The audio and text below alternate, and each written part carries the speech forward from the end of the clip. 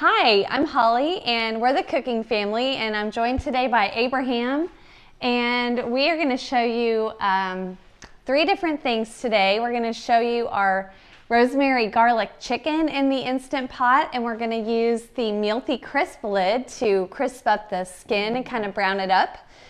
And then we're going to show you some awesome bacon cheddar potatoes, and that kind of kicks up your mashed potatoes a little bit more.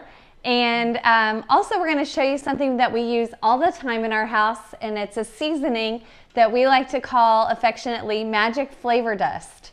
And we're going to show you how to make that, and so here we go. So we have all of our ingredients for both right here, but for the chicken, we're just going to use chicken thighs. These are bone-in, skin-on chicken thighs. And we really like these because they're an excellent budget item at the grocery store. And this is how we store them. So when I buy these usually in bulk and I bring them home, we put them in Ziploc bags and then freeze them flat. They thaw out a lot quicker that way. And then we're going to use the tongs to pull these out of here and place them in the Instant Pot.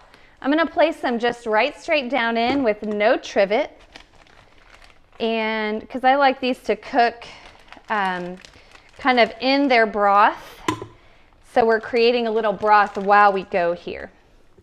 And I'm going to stop and season these really well, and I'm going to sprinkle magic flavor dust that we've already made, just a nice generous sprinkling. And then we're going to add the next layer. It's kind of great when you cook it in the Instant Pot, you can layer up your meats, no problem. The time that you choose to pressure cook is based on the thickness or the size of the piece of meat, as opposed to how much total is in there. So if you've got any kind of pieces cut up, your time is going to be lower than if you have a whole roast or a whole chicken. Okay, so this is just stacked in here, and I'm going to pass my raw meat plate off here. And now we're going to add more of our magic flavor dust. Like I said, I'm going to show you exactly how we make this in our kitchen pretty regularly. We like to always have it on hand to season meats and veggies. And chicken is so easy in the Instant Pot. All you need to do is put your chicken in, and then 1 cup of water. Never forget to add your cooking liquid. I'm just going to pour it in here. And you can use however many pieces of chicken that you need for your family. If your chicken thighs are frozen, that's fine. You can put them in. It'll take a little bit longer for it to come up to pressure, and you might want to choose a longer cooking time. Okay, so we're going to select the pressure cook mode here, and we're going to adjust the time to 12 minutes in the Instant Pot for thawed out chicken thighs. And if you have frozen ones, I would go 13, 14, 15 minutes. And we're going to cook the chicken thighs at high pressure. So if your machine has 2 different pressure settings, you want to do high. And then we're going to, we're not going to delay, and we are going to keep it on keep warm, and we're going to go ahead and press start. I forgot to tell you our order. We do. I have a little mnemonic device that I like to do, and I show that on my Fearless Newbie Instant Pot course. It's liquid, lid, valve, program, pressure, time, pause.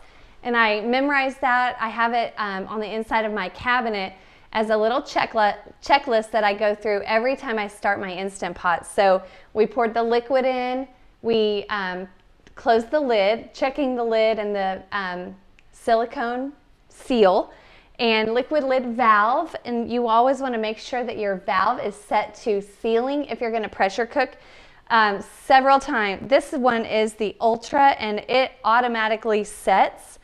Every now and then it does catch, so you do want to make sure that it's set to sealing.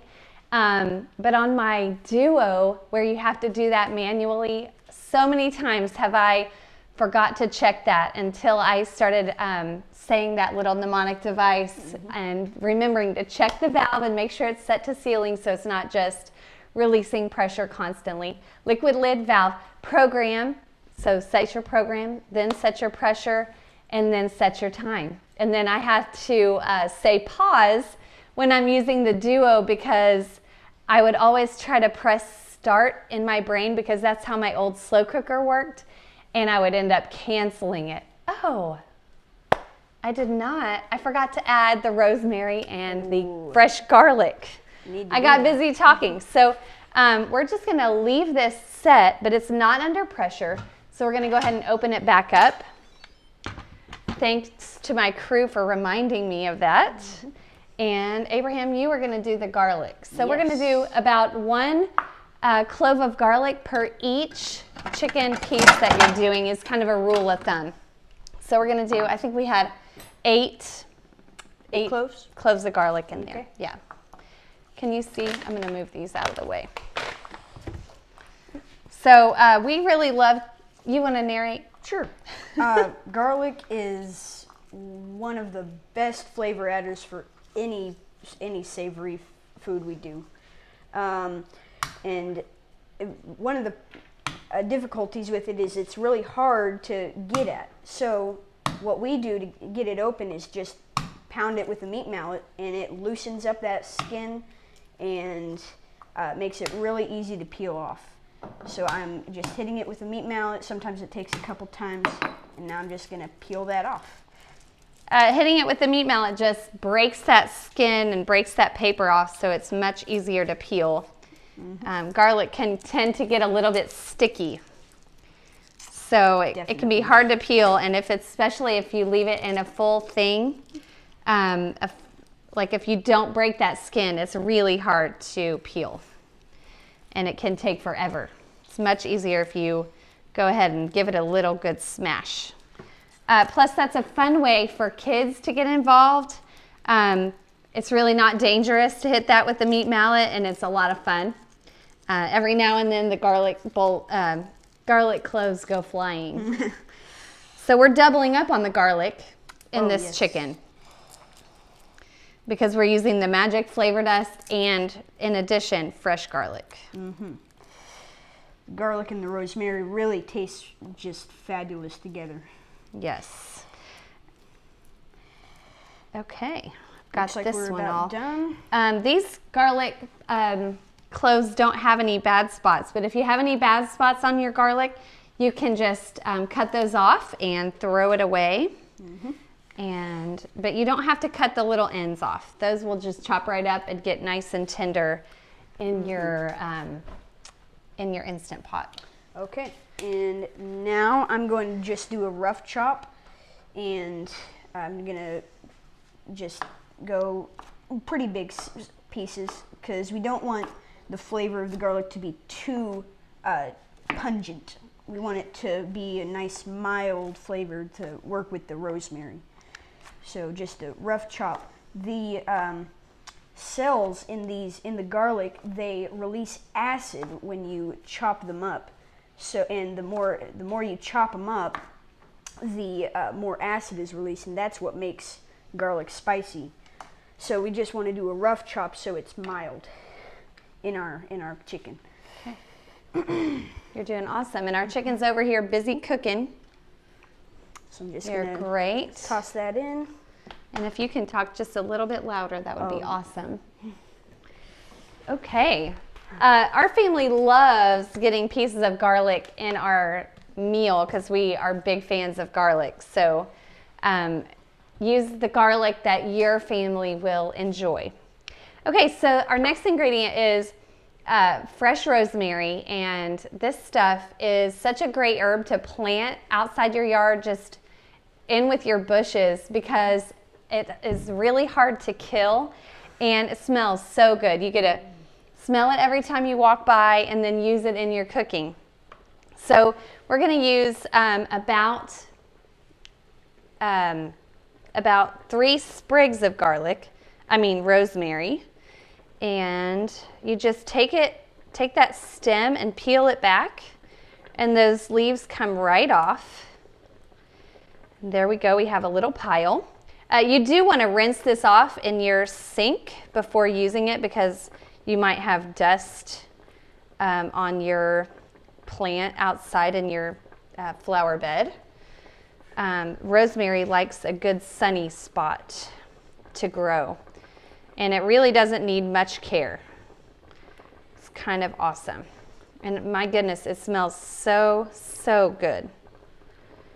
And here we go. And I am going to pull out my knife and show you just how we chop it up. We don't chop it all the way, just kind of a really rough chop so you can still identify what it is on the final product. But it'll be chopped enough to sort of spread out on our chicken. Okay, and you can actually hear this chicken cooking away. Okay, I'm going to sprinkle this over the top, and it looks and smells so good. And there we go. Now we're going to close it up, and it's already, the liquid in there is already boiling, so it should come up to pressure pretty quick. And we've got it set, like I said, we have it set for 12 minutes pressure cook time. If your pieces are larger, or if they're frozen solid, you might want to choose 15 minutes. And always natural release your meat, and we'll show you that at the end when we're finished. But this is a way that you can cook any chicken, especially bone-in or dark meat. It has a longer cook time.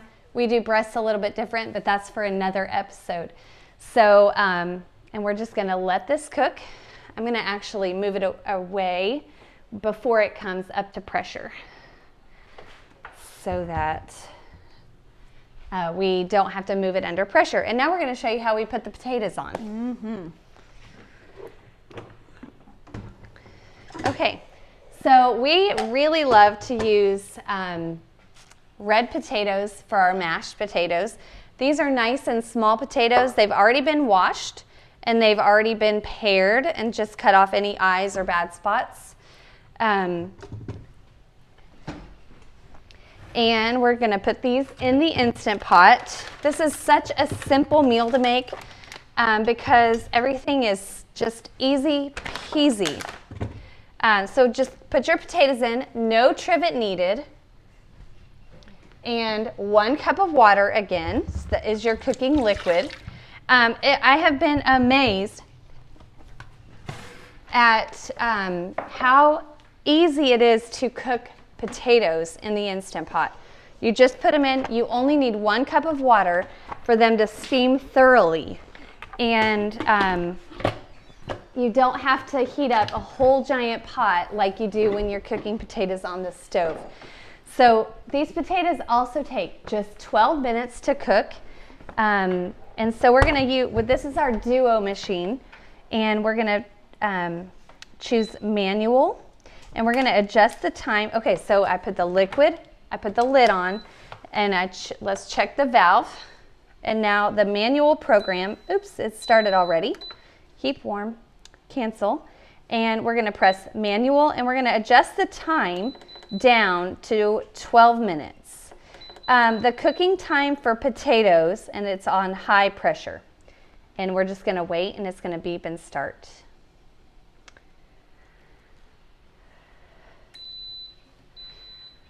So the cook time for potatoes is a range of 12 to 15 minutes, and you're going to choose the time depending on if it's a small potato like this, or if it's a large potato like a russet potato.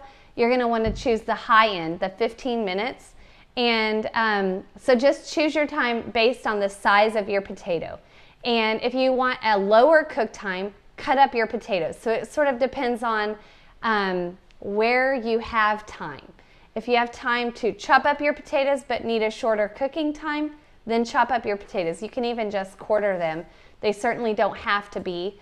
And if you have more time and you just want to throw them in without any prep work, then you can choose the higher cooking time because that's a great way to adjust the cooking time in your Instant Pot is by making your pieces smaller if something is a large cooking time and you'd like to mitigate that and make your cooking time less. Also, we do not peel our potatoes. That's one reason I really like the red potatoes, is because the peels are kind of thin. If you are using a russet potato, those peels are kind of thick and they will break up at the end. So I'm not lazy in the kitchen, but I really like to make my time in the kitchen shorter if I possibly can. So if I were using russet potatoes, I still would not peel them, but they're easy to slip off at the end of the cook time, and they almost peel themselves at that point. Mm-hmm. So you still don't have to peel them unless you just really want to. So that is my 2 cents about peeling potatoes. I remember when my mom sort of made a declaration when we were kids. She was like, I'm not peeling any more potatoes. We're just gonna mash them with the skin on. So that was pretty fun. So Abraham, will you show us how to make magic flavor dust? Yes, I will. So magic flavor dust is a spice blend of garlic powder, onion powder, salt, and pepper. And we're just gonna mix those up together. It's 2 parts each of garlic and onion powder, and then 1 part of salt and pepper, each of salt and pepper. So for today, we're going to be using a 1/2 cup as our part. So the first thing I'm going to do is put 2 of these parts of the garlic and onion. And it looks like this seal is still on, so I'm going to take that off. Brand spanking new. Awesome. And so I'm just going to pour this into the 1/2 cup measuring cup, and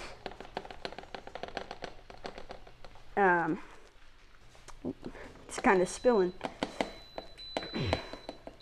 So, and this is going to be our container. This was an onion powder container. Oops. Okay, so let me show you. Another way that you can do this is to mark lines that are about twice as big as each other.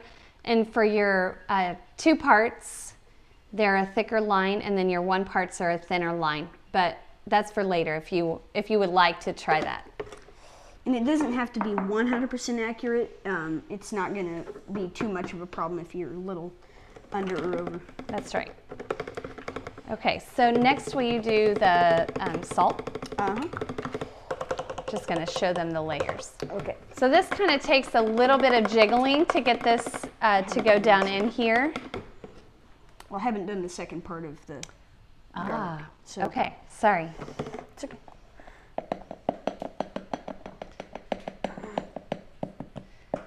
We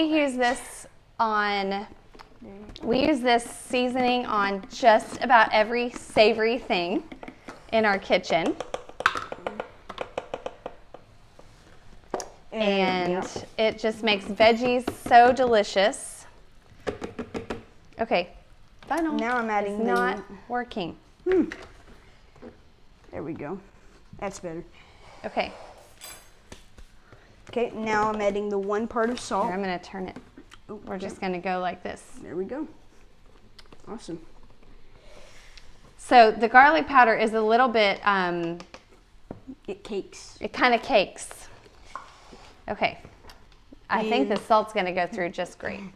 So this is, we're doing twice as much of the garlic powder and onion powder as the salt and pepper because they're milder than the salt and pepper. So yes. Gonna do the onion powder next. Okay, we're doing them in this order so that you can see the layers, which is also super fun for kids because then they can see, it's almost like doing a real food sand sculpture.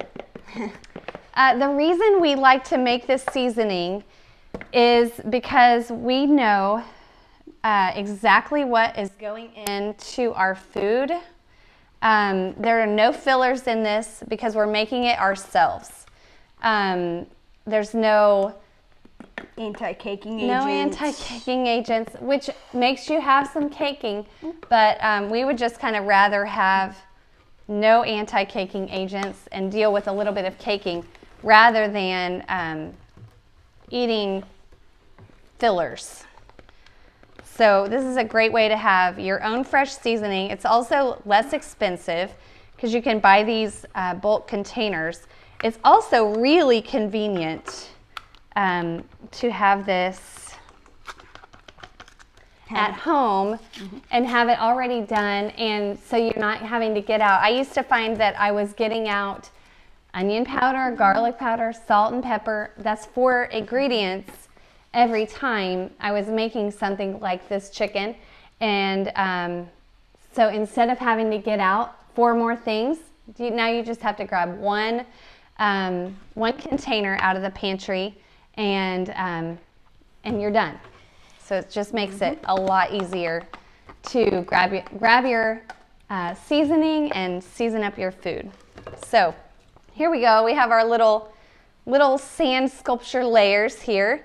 You can see our garlic powder and our salt and our onion powder and our black pepper. So now you just have to I'm going to let Abraham do the honors. Oh, yeah. Make sure you hold that lid on tight. Oh, that would be terrible. We have done that. Accidentally left the lid kind of ajar and then have it kind of go all over. Talk about sneezing. Oh, man. So we use this every time we saute veggies like broccoli or green beans. We love sprinkling the magic flavor dust on that. Be really good on asparagus. Really great on asparagus. Don't forget the butter though. Oh, We also use this when we make our famous cosmic ranch dip. This is one of Abraham's favorite things that he's made since he was about 6 years old, huh? Yep. So here's our magic flavor dust, and we hope that you'll try making this and just make your life a little bit easier in the kitchen and add a lot of flavor to your food. And let's give this a little bit.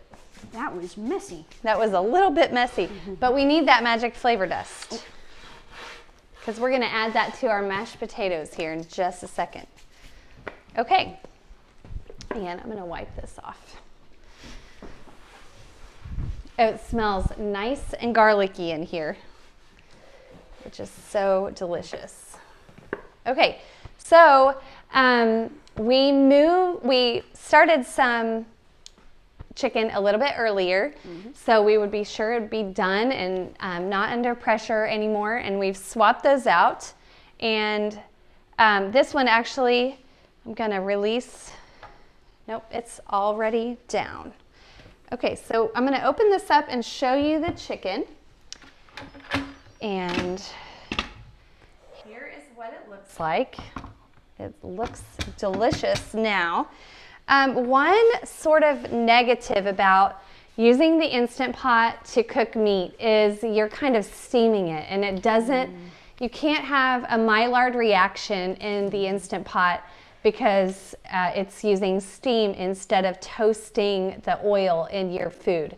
So, so the food can tend to have a little bit of a pale look about it. So one way to mitigate that is to broil your meat. And Mealthy has invented a cool invention called the crisp lid. And it's kind of like a portable broiler that you can stick right on top of your Instant Pot and broil your chicken or broil your meat to kind of brown it up. It also does veggies really well. So I'm going to show you exactly how we do that. And I need my plate. So first okay. So I'm going to get new batteries for my microphone. Okay. And Abraham's going to do that. So should I keep talking or just pause a second? Okay. He's changing it. I'm going to get this crisp lid out.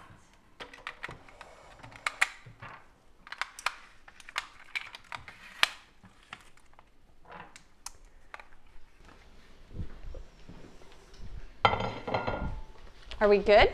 Okay, test Test that microphone. So this is the Multi Crisp lid, and you can see that it is, it's like a broiler. There's a heating element here, and the lid fits on the 6-quart and the 8-quart Instant Pot. You always want to use this with a stainless steel insert, never a ceramic or nonstick insert. And then the lid has a safety feature where it won't turn on until the handle is down, so that you're not going to move it while it's on. And I am going to pick it up. It also comes with this little trivet. It's a silicone trivet to always set it down on, because of course this edge is going to be very hot. It also comes with a set of tongs and a tall trivet, which I actually really like for other things as well, and a basket to put your food on. So what I'm going to do is carefully remove my chicken, and I want to remove it skin side up, because we're going to brown the skin and make it look nice and pretty. And now this will work with any 6-quart or 8-quart electric pressure cooker, right? That's right. Okay. Yes, I believe Multi makes one that obviously would fit their own crisp lid, and then any other one should fit, because it kind of has two different ridges on the bottom of the crisp lid. So y'all, this broth down in here is like liquid gold. Do not throw that away. If you want, you could make a gravy out of it to use to serve this chicken. It would make a fabulous soup. It's full of flavor, and it's full of good gelatin and collagen from your chicken. And if you cool it off in the refrigerator, it probably is going to be like Jell-O. So that's so good for you. I just leave that in the bottom while we're going to use the crisp lid. So I'm going to put my tall crisp lid trivet in here, and then I'm going to put my basket here. I'm going to move this to the side while we put the chicken in. And see how this skin is just kind of steamed and a little bit pale? The crisp lid is going to make that nice and brown. And here we go. One thing,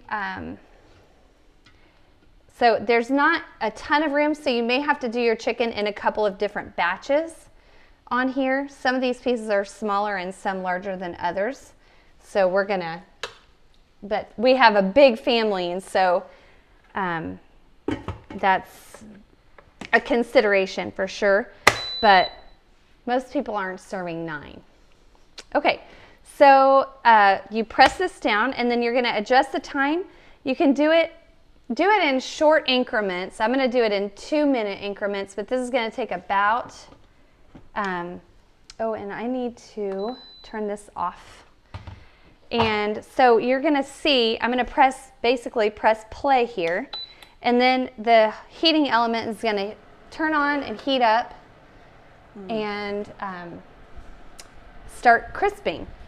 So you're gonna see right now it's kind of steamy in there, and that is gonna evaporate and go away, and then you'll be able to see the chicken magically here in just a second. So our friends from Crisp Lid, from Multi, actually sent us this crisp lid to try out, and they sent us an extra one so that we could do a giveaway for our friends from the cooking family. And so we would love it. We're going to do a giveaway in about 2 weeks, and we would love for you to sign up for our giveaway. And the way that you sign up is you're going to go to thecookingfamily.com/giveaway and enter the giveaway there, and you can get more entries by liking us on Facebook and by signing up for our email list, and also by sharing the giveaway and the cooking family with your friends, so that we hope that you'll participate in that giveaway. That'll be in 2 weeks at this time slot. But it starts now. So you can go ahead and start entering now and sharing it with your friends. And in 2 weeks on this program, we'll give away a crisp lid. And that's actually pretty awesome because I hear that they're sold out in a lot of places. And so you're just in time to win a free one right here from the cooking family. So this has 13 more seconds for us to check it. Remember, it's a hot broiler, and so you want to check it pretty often. And so we're going to just pick this up and have a look. Okay, it needs to keep going, but you can see how the chicken is kind of starting to cook there. And I'm just going to press start, and it's going to go in just 2-minute increments. You can see better in there now, I think. What are some other things we've made in here? We've done a couple veggies. I think we did fried okra, I think. Yes, the fried okra was really good. We also made s'mores, and that was pretty awesome. That was the kids' favorite.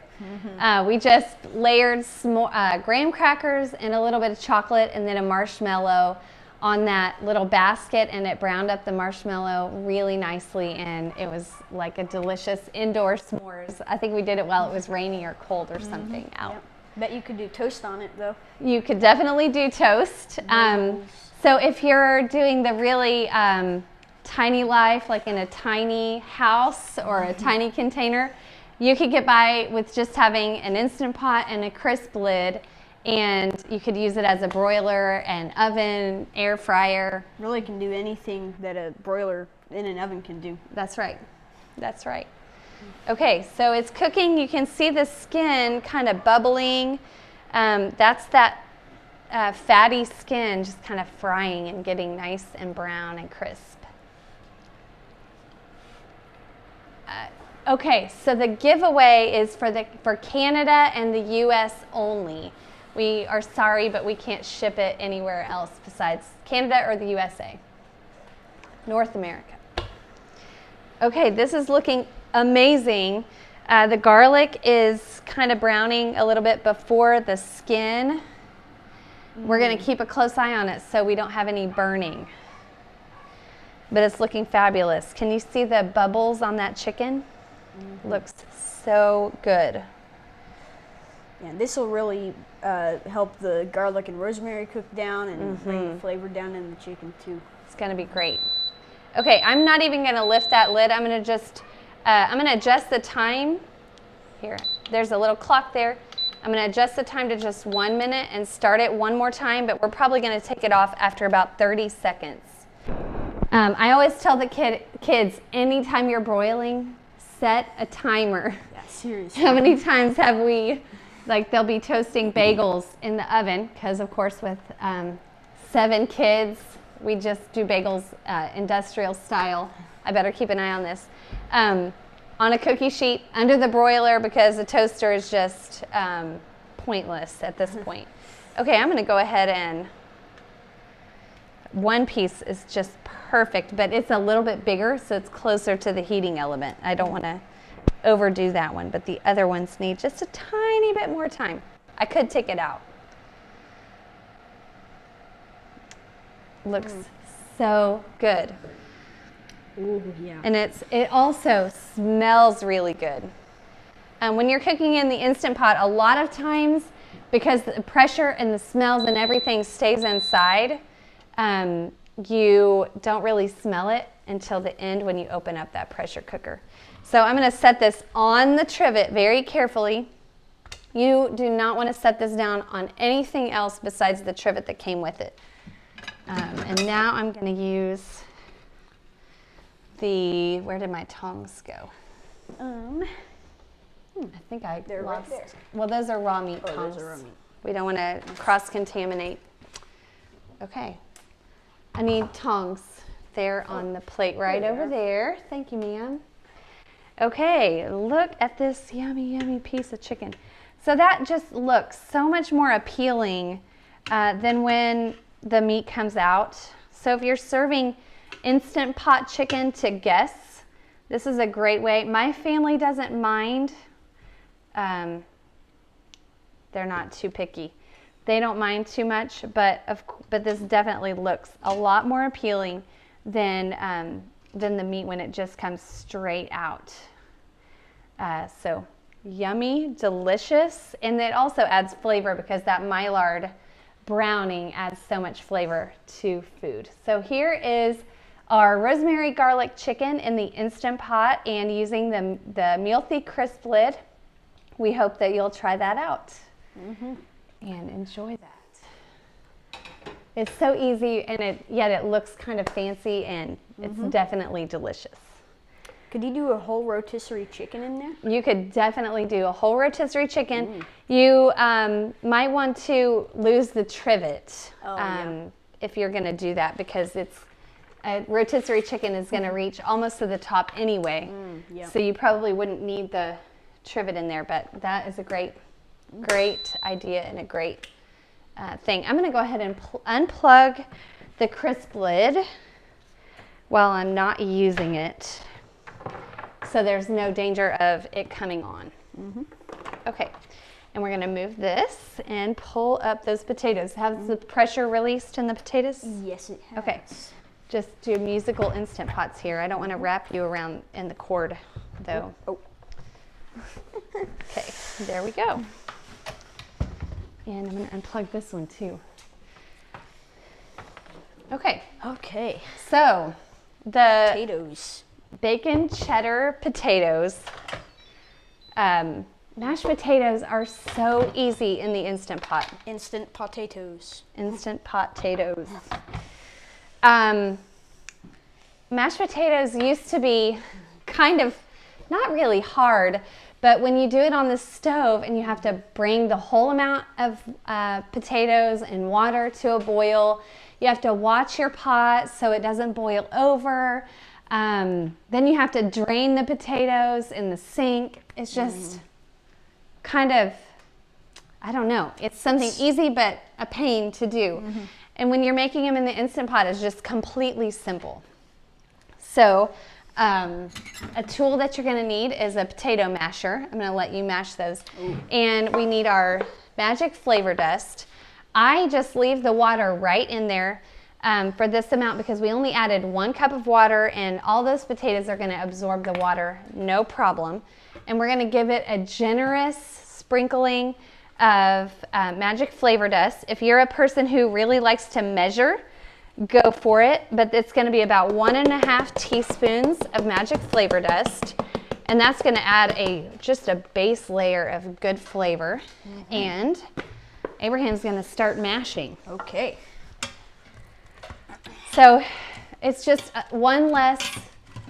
so many fewer dishes to do if you're making the mashed potatoes in the Instant Pot. It's just fantastic for a family, and it makes it nice and easy. Also, the Instant Pot has the keep warm feature. It keeps your mashed potatoes perfectly hot and perfectly moist, so that you can take this to a friend's house or a potluck dinner and have your mashed potatoes stay hot and nice. You can also do it ahead of time the morning of Thanksgiving, so that your mashed potatoes are not cold by the time it's time to serve. But you can have them done ahead and then keep that lid on keep warm, and they stay perfectly wonderful. So, okay, our ingredients for this are cooked crumbled bacon. We really love the convenience of this product. This bag is a 20-ounce bag.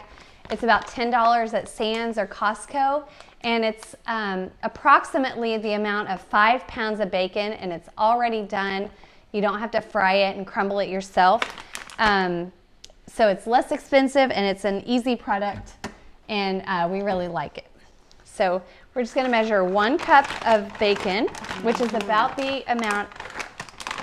equivalent of 1 pound of cooked crumbled bacon. And this is real bacon, not bacon bits. Oh, no. Not Bacos. Ew. I had a Bacos, I'm not a fan of Bacos. Use the real thing. Oh, yeah. It's worth it. And then we're gonna, where'd the masher go? Do we still have masher. that? Okay. we're going to use the masher to stir in that bacon. Do you want to go ahead and stir it in? Oh, sure. Okay. Kind of folding it in with the masher. Distribute that and make sure you get down in all the corners. And now I'm going to add the shredded cheddar cheese. This is about 4 ounces, which is equivalent to 1 cup. That looks so good. Oh, it's going to melt in there. Yes. We really like to buy block cheese, and we have a good high quality cheese grater that makes it quick and easy to grate cheese.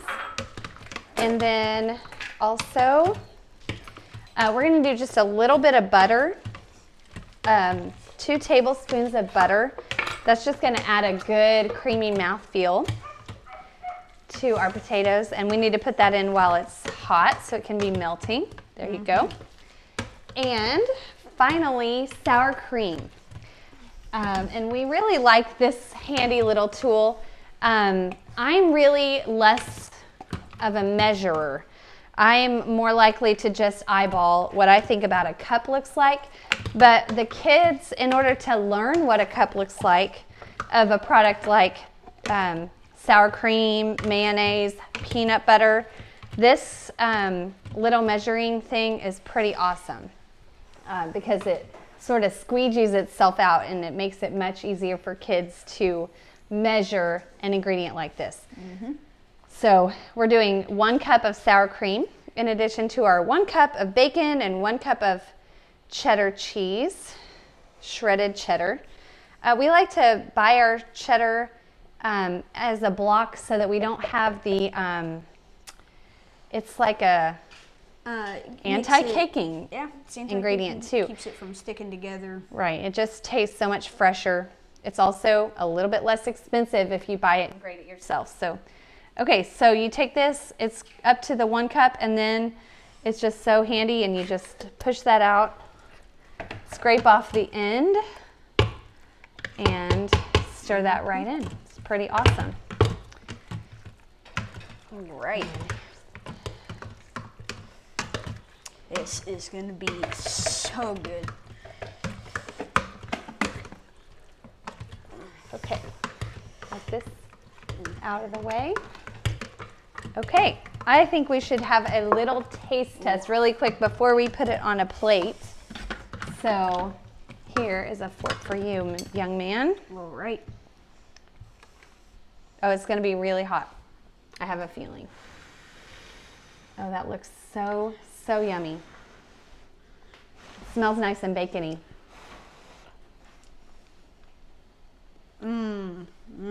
It's pretty good. I'd take that to dinner. Okay. So You think it needs anything? maybe just a touch of salt. But I think we might let them put salt on their plate. Yep. Because that bacon has a good amount of salt in it. So yum. Okay. Now we're going to get a little spoon here and dish up a little bit of these mashed potatoes next to our yummy chicken. And we really also like to add some green onions for just a little punch of onion. Plus it looks really pretty. And that is going to be so good. So here is your rosemary garlic chicken and bacon cheddar potatoes, and we just want you to know that you can cook a great meal and enjoy it with your family. We're the cooking family, and we would love it if you would go onto Facebook and like us on Facebook at facebook.com/thecookingfam, and also follow us on Instagram at thecookingfam, and we also have a YouTube channel, and so you can find us on there, as well as go to our website to find all the recipes. We're at thecookingfamily.com, and you can sign up there on our email list. We would love to have you join our family in the cooking journey. And we just want to also thank the Instant Pot 101 for Beginners group. We're so glad that you guys have joined us today. And don't forget to sign up for the giveaway for the Mealthy Crisp Lid. And also, I don't know. I think that's about it. We're so thankful that you have come to join us today, and we hope that you'll try these dishes, and cook a great meal with your family. And we're just so glad to have been here. We'll see you soon.